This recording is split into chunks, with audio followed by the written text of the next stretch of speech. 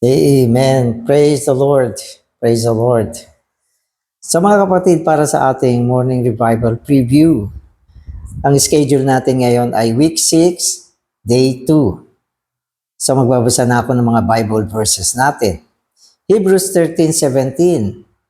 Obey the ones leading you and submit to them, for they watch over your souls as those who will render an account. So anong sinasabi rito? Obey. Ano pa? Submit. So dalawa ang kinumbay niya, obey and submit. Sumunod at magpasakop. Sa kadalasan, ito ang ating pagtugon sa mga nasa autoridad. Kapag ikaw ay nakasumpong ng mga autoridad, anong gagawin mo? Sumunod at magpasakop. At ang pagsunod ay sa labas. Ang ibig sabihin, tumatalima tayo kung ano sinasabi, tumatalima tayo kung ano ang pinapagawa. Yan ay pagsunod. Sa labas yan. Okay? At ang pagpapasakop naman ay panloob. Ang ibig sabihin, sa loob mo, kumikilala ka ng autoridad. At natatanto mo at tinuturing mo na ito ay mga nasa autoridad. Kaya dapat magpasakop ako. At dito binanggit na yung mga nasa autoridad ay yung mga nagli-lead. Halimbawa, yung mga taong nasa taas natin na inaakala natin na sila ay naitalaga upang manguna. So ito ay tinuturing nating mga nasa autoridad. Kaya anong gagawin? Susunod, magpapasakop. 1 Peter 5:5. In like manner, young men, be subject to elders, and all of you geared yourselves with humility toward one another, because God resists the proud, but gives grace to the humble. Dito naman, pwede ko sabihin, may kinalaman naman sa edad. Siyempre, pangkaraniwan dito sa mundo, yung mga may edad ay kusa lang na dapat magpasakop kasi may edad na sila eh. Nang ibig sabihin, ang kanilang edad ay nagdadala sa kanila bilang mga tao na dapat igalang, magpasakop, kilalanin, dahil mas meron silang karanasan eh. Madalas pag pinag-uusapan ng mga karanasan sa buhay, siyempre mas may karanasan yung mga may edad. Sabi nga, papunta pa lang tayo, pabalik na sila.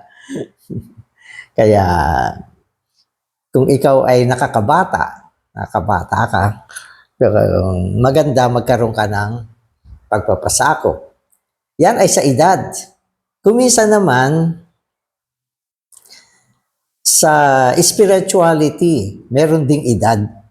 Alam mo, yung mga taong mas unang na-save kaysa sa atin, namuhay sa Panginoon, maraming karanasan sa Panginoon. Minsan, maski may edad ka, sa edad naman to, may edad ka. Pero sa spiritual, mas may edad naman sila sa iyo dahil mas una sila naligtas. At mas marami silang karanasan.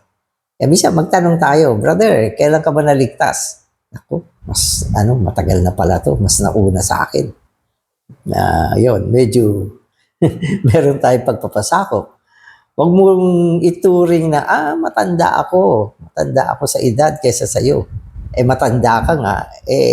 Sa spiritual naman, mas nakakabata ka. Sinasabi nga natin, yung bagong silang, yung bagong ligtas ay bagong silang. Maski na may edad na, sanggol pa rin. Kaya meron din ganyang aspekto ang pagpapasakop. Amen. At inuudyukan tayo na magbigkis tayo ng kababaan ng loob sa isa't isa. Ibig sabihin sa loob ng eklesiya, hindi tayo nagmamataasan, kundi meron tayong pagpapakababa sa bawat isa. Ito naman, mutuality naman to. Mutuality. Kaya sinasabi ni Paul sa loob ng eklesiya, ituring mo na mas mataas ang mga kapatid kaysa sa iyo. Ituring mo na mas marunong sila kaysa sa iyo. Huwag mo laging ituturing yung sarili mong mas magaling ka. Kasi, mahuhulog ka sa tinatawag na kapalaluan. Kaya binalaan tayo, pinaalalahanan tayo na mga palalo ay sinasalansang ng Diyos at ang mga mapagkumbaba ay binibigyan niya ng biyaya. Sa mga kapatid, magbabasa na ako. We need to receive the function of the other's members. When we submit to the authority of the seeing function, we will have no barrier with the head because the supply is in the authority. Amen. Ito naman ay binabanggit sa atin ang prinsipyo sa loob ng katawan. Sapagkat tayo mga naligtas ay bahagi ng katawan ng Panginoon. Ang Eklesiya ay katawan ni Kristo. At sapagkat tayo ay katawan, pwede natin ituring na tayo ay mga bahagi ng katawan. No? At sa loob ng katawan, merong mga function. Sinasabi, tama naman, pag gusto mo maintindihan ng Eklesiya, pwede mo tignan yung sarili mong katawan. At matatanto mo, bawat bahagi ng katawan mo ay merong function. Merong function, katulad ng mata, may function yan. Tenga, ilong, bibig, may function yan. Hanggang sa mga loob ng internal organ natin, may mga function yan. Kaya ang buong katawan ay binubuo ng maraming sangkap na merong iba't ibang function. So, yan yung sinasabi rito. Dito binanggit yung pagtanggap ng function ng mga bahagi ng katawan. Naintindihan niyo ba yan? Pagtanggap. Nang ibig sabihin, kinikilala mo at tinuturing mo na may halaga ang mga function ng bawat isa. Halimbawa, kung yung kamay, sabi niya, kaya ko naman mabuhay mag-isa. Hindi ko naman kailangan itong mata, o ilong, o bibig. Ibig sabihin, mapapahamak siya dyan. Sapagkat wala siyang mata, wala siyang ilong para huminga, wala siyang bibig para kumain. Kaya dapat, tinuturing niya ang kahalagahan ng function ng iba. Sa loob ng church life, sa loob ng Eklesiya, walang miyembro na all-inclusive. Si Kristo lang yan. Nang ibig sabihin ng all-inclusive, nagpapaloob sa lahat, kaya niyang lahat ng gawin. Kaya niyang gawin ng lahat. Walang ganon. Kaya una, sa loob ng Eklesiya, meron kang pagkilala, paggalang, pagpapahalaga sa function ng iba. So yan ay isang mahalagang bagay para sa kaisahan ng katawan. Amen. At binanggit din sa atin, dapat magpasakop tayo sa autoridad ng pagkakita sa function. Oh, medyo malapit na, malalim na to. Okay, ano ibig sabihin nito? Ibig sabihin, bawat function may autoridad. Kailangan meron kang pagpapasakop sa autoridad ng function ng mga miyembro sa loob ng Eklesiya. Dahil sa siya ay mata, magpapasakop ako sa kanya. Kasi hindi naman ako mata eh. No, ibig sabihin, meron akong paggalang, meron akong pagpapailalim sa kanyang function bilang mata siya. Sabi mo, brother, kung wala ka, bulag ako. Kaya, meron akong pagpapasakop sa iyo. Oh, brother, ikaw ay isang bibig. Kung wala ka, magiging malnourished ako. Kaya, meron akong paggalang, pagkilatis, pagkilala sa function mo bilang bibig. Dapat ganyan sa loob ng Eklesiya. No, meron tayong pagpapahalaga sa isa't isa. Walang nagmamalaki, walang nagmamataas. Sapagkat sa loob ng Eklesiya, meron lang tayong isang klaseng sukat. Sukat na ang ibig sabihin, yan sukat na yan ay binigay sa atin ng Diyos. Hindi natin kinuha yan. Siya ang nagbigay sa atin ng sukat na yan para makapag-function sa loob ng katawan. At huwag tayong magmalaki dahil meron tayong sukat. Ang sukat natin sa loob ng katawan ay kulang. Kailangan natin ng iba. Kaya para sa kaayusan, kaisahan, meron tayong pagkilala, pagpapasakop, pagsunod sa autoridad ng iba't ibang function sa loob ng eklesiya. At pinabanggit sa atin, yung ang tustos ay nasa autoridad. Kapag ang isang function ay itinuring mong autoridad mo, makakatanggap ka ng tustos mula dyan. So, ibig sabihin, mabe-bless ka mula dyan. Subalit kung sinuwag mo, sinalansang mo ang isang autoridad, wala kang blessing. Wala kang blessing dyan sa autoridad na yan. At ito ay isang kawalan para sa atin. Amen. At mula dito sa kaayusang pagrespeto sa iba't ibang function sa loob ng eklesiya, maaalis yung hadlang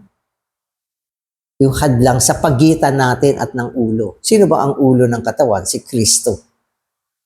Upang ganap mong makilatis, ganap mong mailagay ang iyong sarili sa ilalim ng kanyang pagkaulo, ito ay may kinalaman sa ating relasyon sa isa't isa, pagpapahalaga sa isa't isa, pagkilala, pagsunod, pagpapasakop sa isa't isa.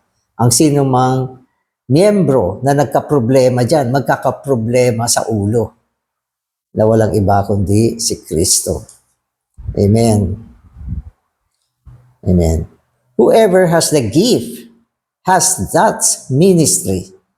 And whoever has the ministry has the authority. God's appointed ministry is His authority. No one should reject it. God wants us to submit to indirect authorities.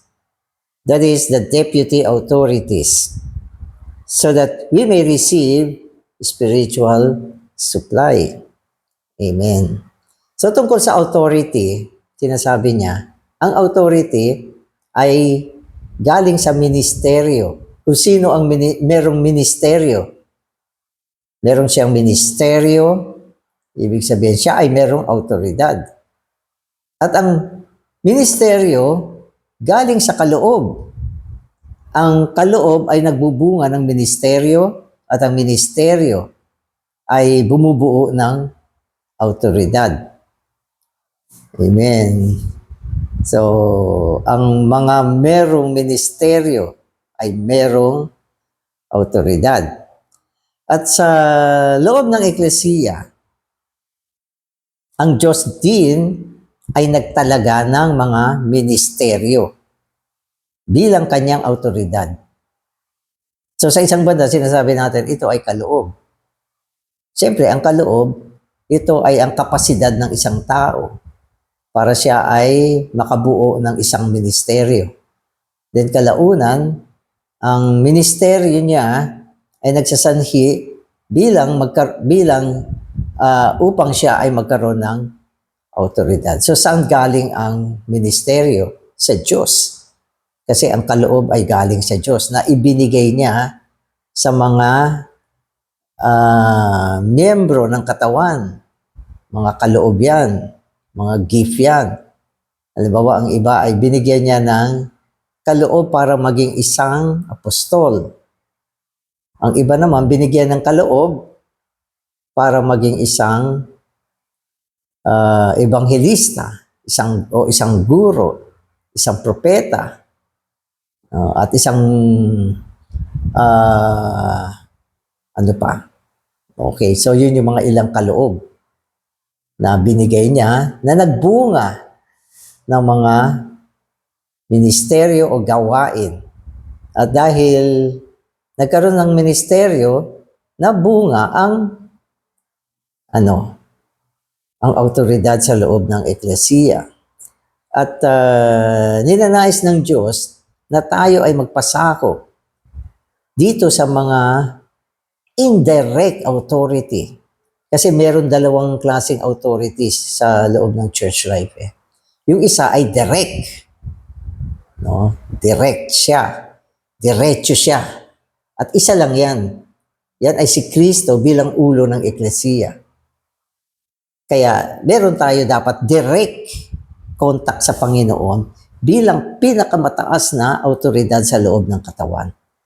Pero kadalasan, ang gusto ng Panginoon ay magpasakop tayo, sumunod tayo sa mga indirect authority. At ang mga indirect authority, ito naman yung mga kinatawan ng autoridad sa loob ng Eklesiya na itinalaga ng Panginoon. At gusto niya na tayo ay sumunod at magpasakop dito sa kanyang mga itinalagang autoridad sa loob ng Eklesiya. Mga autoridad na kumakatawan sa autoridad ng Panginoon. So tao ito, mga kapatid, ito na kadalasan, ito yung mga merong ministeryo sa loob ng Eklesiya. So ito ay kaayusan na nilagay ng Panginoon sa loob ng Eklesiya. Amen. So today's reading na ako. Other than God Himself, everyone, including the Lord Jesus, has to submit to authority on earth. We should see authority everywhere. Some never realize who their authority is. They have never submitted to anyone. If you know who you have to submit to, you will spontaneously know what position you should occupy in the body, and you will stand in your proper position. O ito. Importante malaman natin to. So unang-una, merong isang natatanging autoridad sa buong sansinukob. Pwede ko sabihin sa buong sansinukob. At ito ay ang Diyos mismo. At ito ay ang Ama. Pwede natin sabihin. Siya ang pinakamataas na autoridad sa larangan ng sansinukob. Pero sa sansinukob. Okay. At sa sangkalupaan, nung panahon na ang Panginoon ay nandito pa sa lupa, maging ang Panginoon, nagpasakop siya sa autoridad ng Ama. Nagsambit siya. Kaya lahat kailangan kumilala dito sa natatanging autoridad na ito. Amen. Okay, so yan. At tayo mga tao, maliban dito sa napakataas na autoridad ng Diyos, kailangan maniwala tayo at tanggapin natin na ang Diyos ay nagtalaga ng maraming autoridad na nakakalat sa buong sangkalupaan.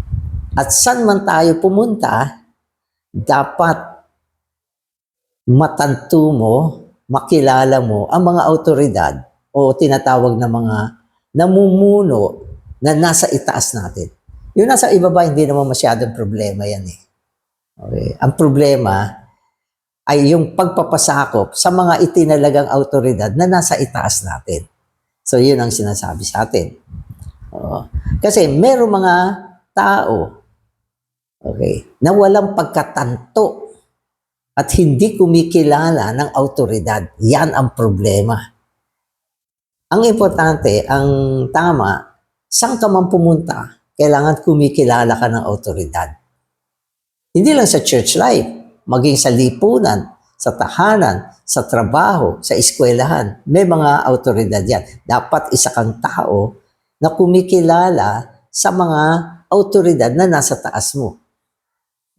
So pag ganyan ang iyong ugali, magiging maayos kang tao. Amen. Amen. So, sa loob ng katawan, okay, dapat malaman natin ang ibig sabihin ng katawan ay ang Eklesiya. So, ang Eklesiya naman, ang buhay Eklesiya. Sa loob ng Eklesiya, ganyan lalo. Ganyan lalo. Kailangan, una mo malaman, sino ba ang mga kapatid na nasa itaas ko? wag mo, hindi mo naman to kailangan i-itemize. Oh, ito, nasa itaas ko to. Kayo, nasa ilalim ko. So, walang ganyan. Kapag ganyan, magiging, tayo, hindi tayo organic. Magiging organization tayo. Ang eklesiya ay katawan, hindi siya organisasyon. Ang organisasyon ay walang buhay. Ranggo-ranggo yan. Pero ang eklesiya ay organiko at umiiral sa pamamagitan ng buhay. Pero bagamat ito ay umiiral sa pamamagitan ng buhay, meron pa rin umiiral na autoridad sa loob ng eklesiya na sinasabi, dapat alam mo kung saan ka nakaposisyon sa loob ng katawan. So, yun yung sinasabi sa atin. Ang pinag-uusapan dito, posisyon sa loob ng katawan. Amen. Hindi siya ranggo sa loob ng katawan. Sabagat, kung ranggo ang pag-uusapan, walang may ranggo. Walang may ranggo. Lahat ay alipin, lahat ay anak ng Diyos, lahat ay magkakapatid. Asan ang ranggo dyan? Wala naman. Pero pag pinag-usapan ang katawan ni Kristo, merong posisyon yan kasi sa loob ng katawan, merong iba't ibang uri ng function. Yung function, dahil sa function, nagkakaroon ng mga posisyon sa loob ng katawan. At ito ay para sa kaayusan at kaisahan ng katawan. Amen. Kaya ako nasa loob ng katawan.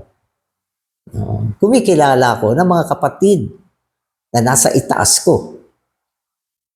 Nung meron isang beses merong gustong ipagawa sa akin. Ayokong gawin. Hindi naman sa ayaw at tinanggihan ko. Pero sinabi ito doon sa isang kapatid na mas may autoridad sa akin na tinuturing ko naman. At yun ang nagsabi sa akin. Ginawa ko. So, bagamat hindi naman ako pinilit, pero sa fellowship naman ito, sa fellowship, mas maganda gawin yan. Sige. Walang maraming usapan yan. Nung siya yung nagsalita. Amen, brother. Pero dapat, maganda din kung hindi naman natin dinadaan sa ganyan. Na tinuturing mo na mainam itong sinasabi ng isang kapatid, gawin mo rin. Huwag mo na sabihin na, mas may autoridad ako dito. Bakit ako susunod sa iyo? Kaya sinasabi doon sa verse kanina, di ba? Magpakababa kayo sa isa't isa. Yan ay ginagawa sa loob ng katawan. Sabagat ang loob ng katawan ay pinangungunahan ng Espiritu. Di ba? Ang Espiritu ay gumagawa dito. Pero kung minsan kasi hindi tayo malinaw at wala tayong pagkilati sa Espiritu, dapat umiiral din yung posisyon ng autoridad sa loob ng eklesiya. Amen. Amen. But there are many Christians today in whom there is not even a thought about submission. Submission is the first lesson for those who work. It is actually the major part of their work. Work ay ibig sabihin, paglilingkod sa loob ng eklesiya. Na kung saan sinasabi sa atin, ang pinaka-most major part sa work ay pagpapasakop. Sapagat meron din naman ng mga tao na nagsiserve sa loob ng eklesiya. Hindi naman natin pinag-uusapan dito yung mga salbahe, masama, o hindi magaganda yung ugali. Hindi ito ang usapan dito. Ang pinag-uusapan dito, may mga kapatid na nabubuhay sa prinsipyo ng tama at mali. Hanggang dun lang sila. Ito tama, gagawin ko. Ito mali, hindi ko gagawin. Pero tayo ay hindi naman ganyan. Kundi sinasaalang-alang natin sa loob ng eklesiya ang pagpapasakop. Ang pagpapasakop ay mataas kaysa sa prinsipyo ng tama at mali. O mabuti o masama. Ano yan? Minsan yung tama at mali, mabuti at masama. Prinsipyo din ni Satanas yan. Na kung saan binabaling tayo sa ating kaisipan upang kumilatis ng tama at mali, mabuti o masama, kasalanan o hindi kasalanan. So, Hindi naman tayo ganyan. Ang sinasabi sa atin ay ang pagpapasakop na nagliligtas sa atin sa kasalanan ng pagre-rebelde. So sa loob ng eklesiya, huwag mo lang ituring ang isang bagay na tama ito, mabuti ito, o maski huwag mo sabihin na biblical ito. Yung iba kasi matindi pagdating sa mga discussion. Ito, biblical. Biblical to. Sa kanila, pag biblical, okay na yan. Kaya nga, kahapon tinalakay natin yung reasoning eh. Ang reasoning ay pwedeng tama. Pero, meron pa rin prinsipyo ng rebellion. Amen. Amen. So, in order to have the oneness of the body, there must first be the life of the head, and then the authority of the head. Without the life of the head, there is no body. Amen. So likewise, without the authority of the head, there is no oneness of the body. We must allow the life of the head to rule so that the body can become one. God requires that we submit not only to Him, but also to all His deputy authority. Amen. So kanina sinabi natin na ang ulo ng eklesiya ay si Kristo. At si Kristo ay merong direktang kapamahalaan sa eklesiya sa pamamagitan ng kanyang buhay. So lahat tayo ay tumanggap ng buhay ni Kristo. Meron tayong buhay ni Kristo. At ang eklesiya ay umiiral dahil sa buhay na ito. Kapag wala ang buhay ni Kristo, walang katawan ni Kristo. Di ba? Tama naman. At kung walang katawan ni Kristo, walang iiral na katawan ni Kristo.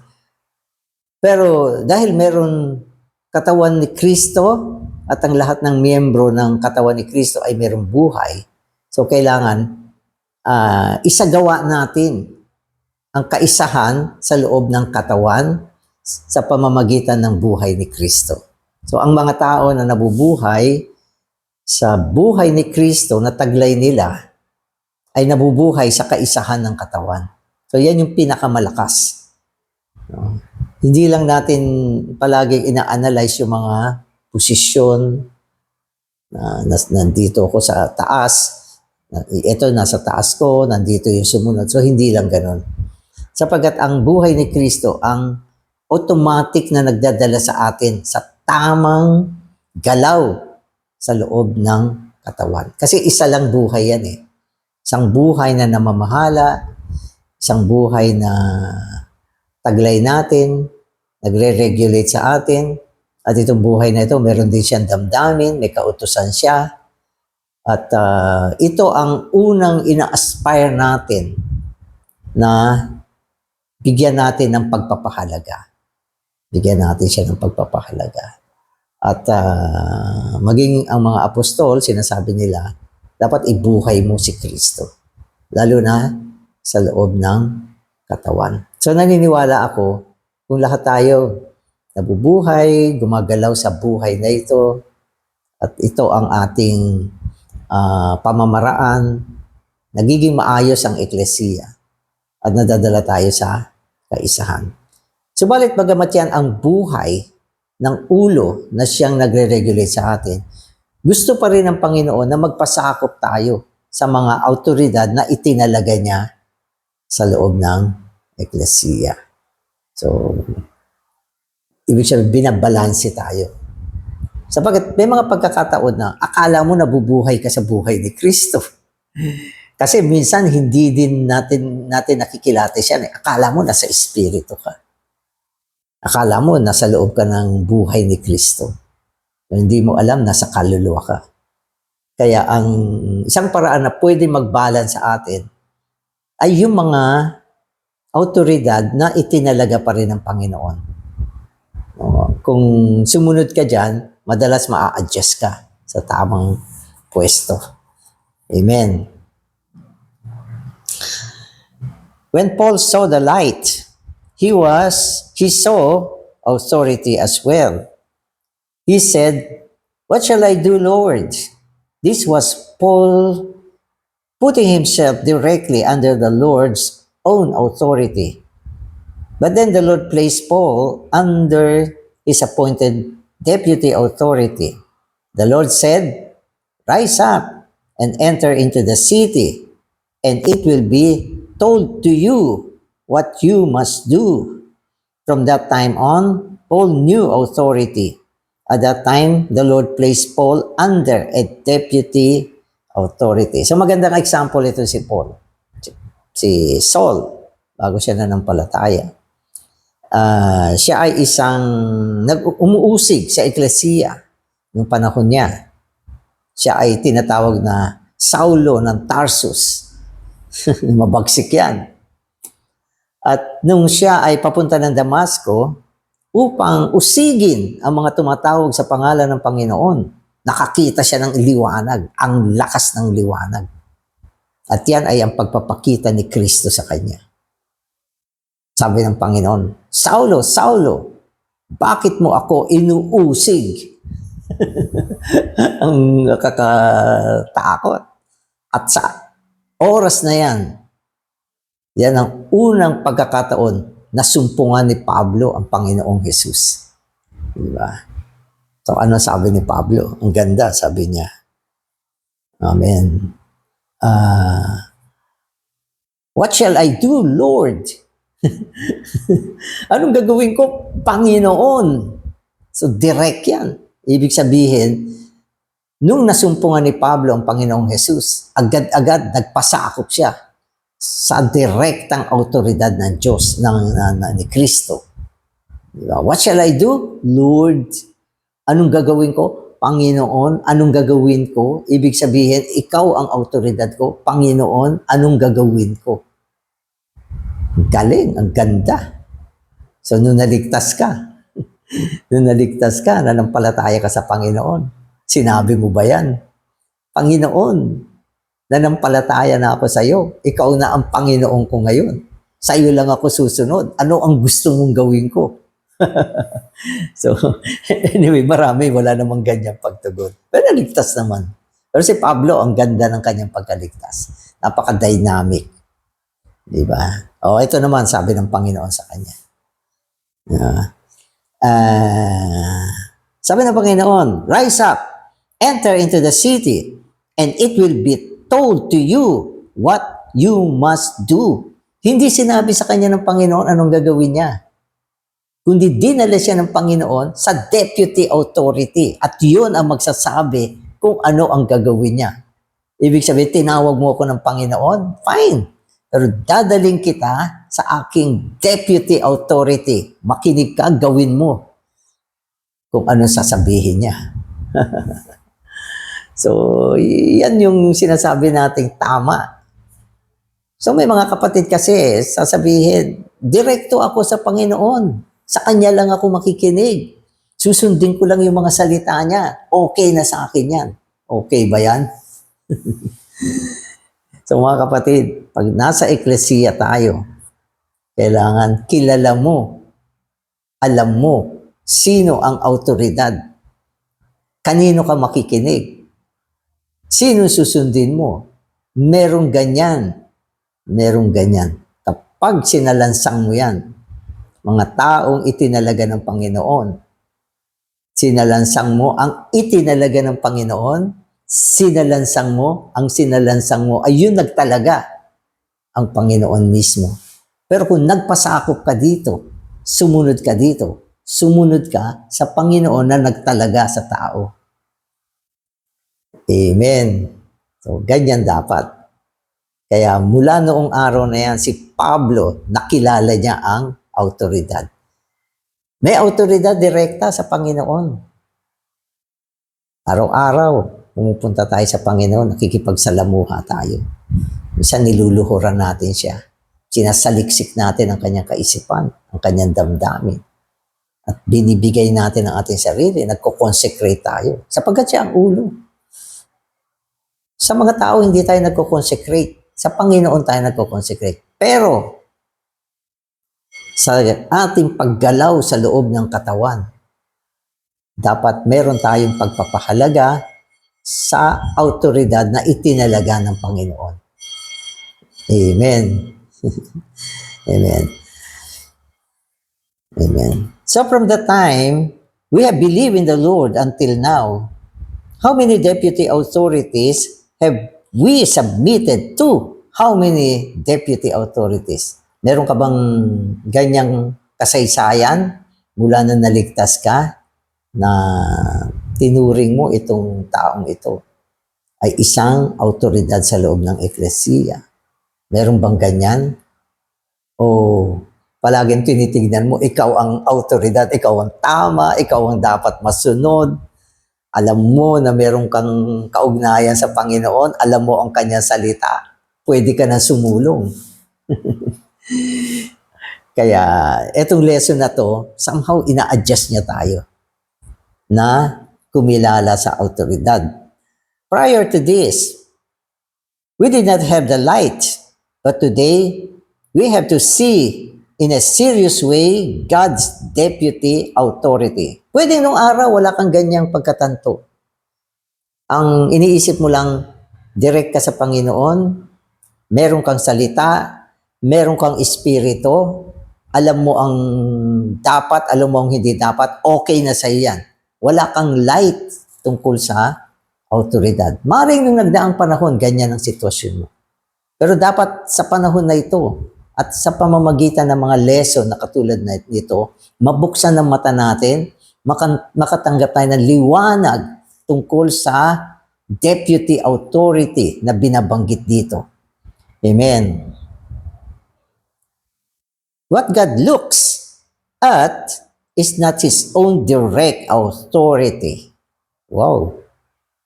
Ulitin ko itong sentence na to, pakinggan nyo. What God looks at is not His own direct authority.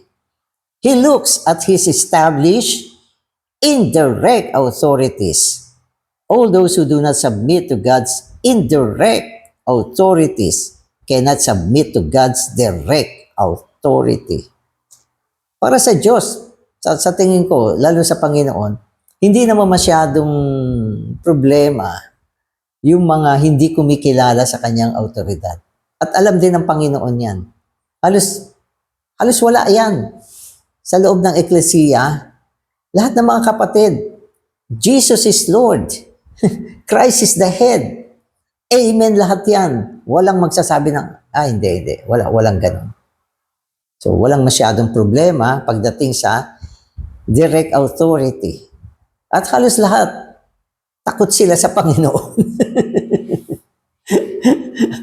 Ako lalo, takot ako sa Panginoon. Takot lahat sa Panginoon.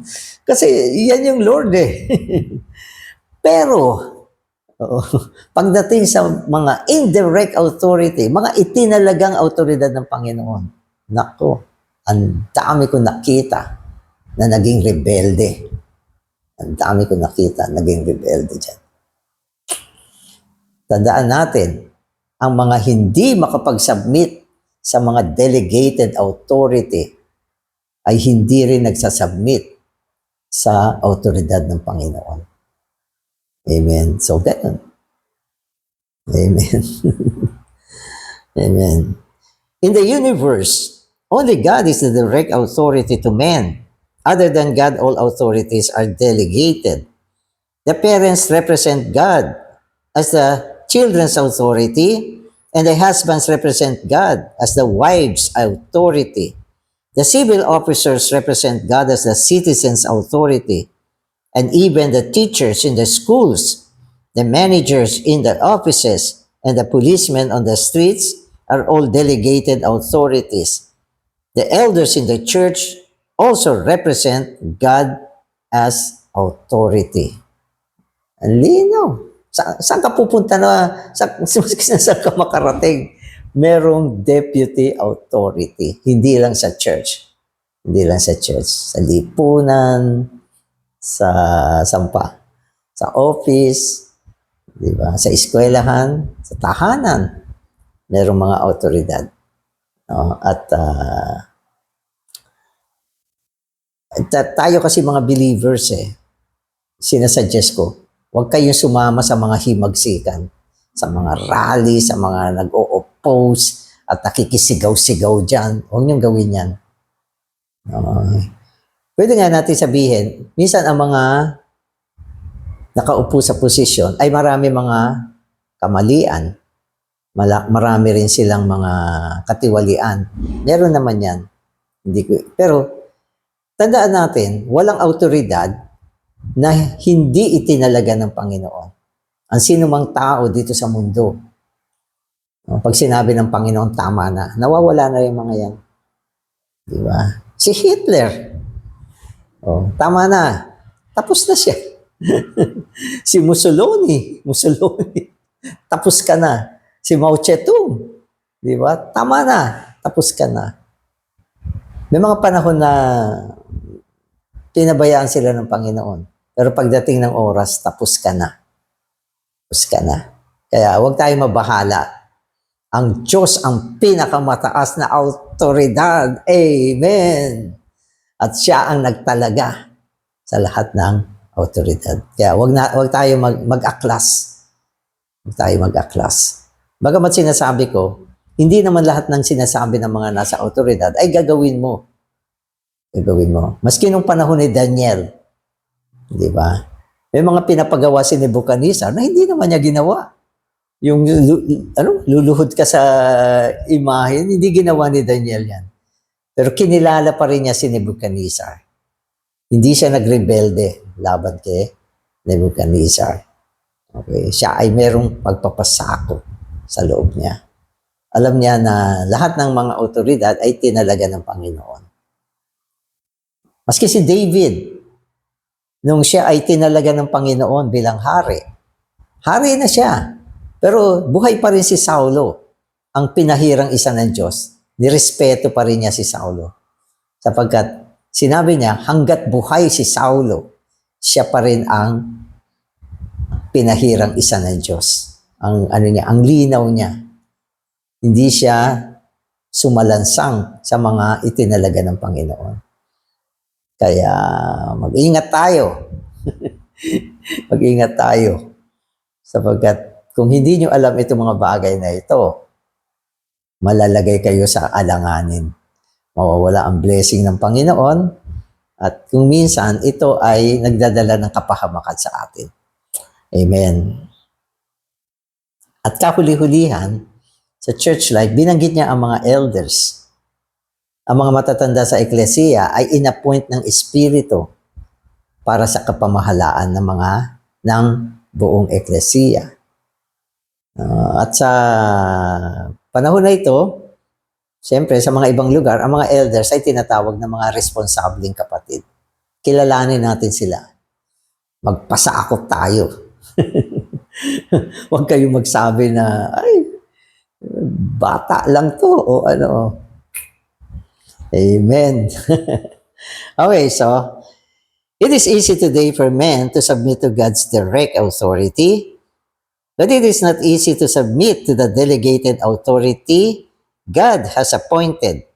The reason for this is that you may not consider the delegated authority better or stronger than you are. Amen. So, tama naman. Madaling magpasakop sa Diyos, kay Kristo. Pero hindi ganun kadaling magpasakop sa mga delegated authority ng Diyos. Hindi ganun kadali. Sapagkat kung minsan, tinuturing mo na mas malakas ka pa dyan, mas magaling ka pa dyan, mas marami kang alam kaysa dito. Kaya nahihirapan ka. So yun yung dahilan bakit tayo hindi nagpapasakop sa kanila.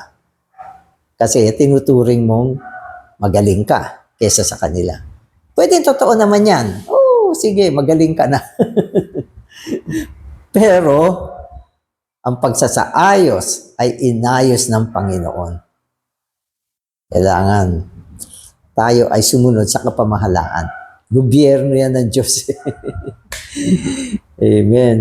Kaya, minsan, naliligaw tayo. Halimbawa, kung nandito ang Panginoon ngayon, sasabihin ng Panginoon sa mga wives, meeting ng mga wives, ako ay Panginoon. Kailangan magpasakop kayo sa akin. Lahat ng wives, Amen, Lord, magpapasakop kami sa iyo. Ikaw ang Panginoon namin. Luluhod pa kami sa iyo. Tapos sabi ng Panginoon, alika wife, dito magpasakop ka rin. Pagtingin niya, husband, huh? Panginoon, wag dyan. Sa'yo na lang. So, ganun, di ba? Minsan, dahil kilala mo na, alam mo na ang kanya mga kahinaan, nawawala na yung pagpapasakop. So, mga kapatid, mag-ingat tayo. Mag-ingat tayo. Sapagkat ang pagre-rebelde ay katumbas ng kasalanan ng pangkukulang. Amen. Okay, so ito. When you come to a local church, the elders there may not have been saved as long ago as you were. They may not be as spiritual as you are, may not have received as much education as you have received, and may not be capable as you are. But when you are there, you have to accept that delegated authority and submit to it. So, simple lang eh. Kasi kung i-consider mo yung mga attainment, hindi ka nga magpapasako. Mas marunong ka, mas una ka na save, mas marami kang alam, ang daming training mo dinaanan. No? Ang buong Biblia nabasa mo, tapos ang isang ito, biglang-bigla, na-appoint siya bilang isang elder ng church. Walang alam, pero na-appoint siya, nilagay siya ng espiritu, kailangan magpasakop ka. Amen. Salamat, Panginoon, sa lesson na ito. Patuloy mo kaming kaawaan at turuan. Panginoon, sapagkat sa loob namin ay may kalikasan ng pangre-rebelde. Panginoong Jesus, i-adjust mo kami. Nawa ang mensaheng katulad nito, hindi lang maging kaalaman sa amin, kundi magdala ng isang direksyon sa loob ng aming mga paglilingkod. Panginoon, nagpapasalamat kami. Amen. Amen.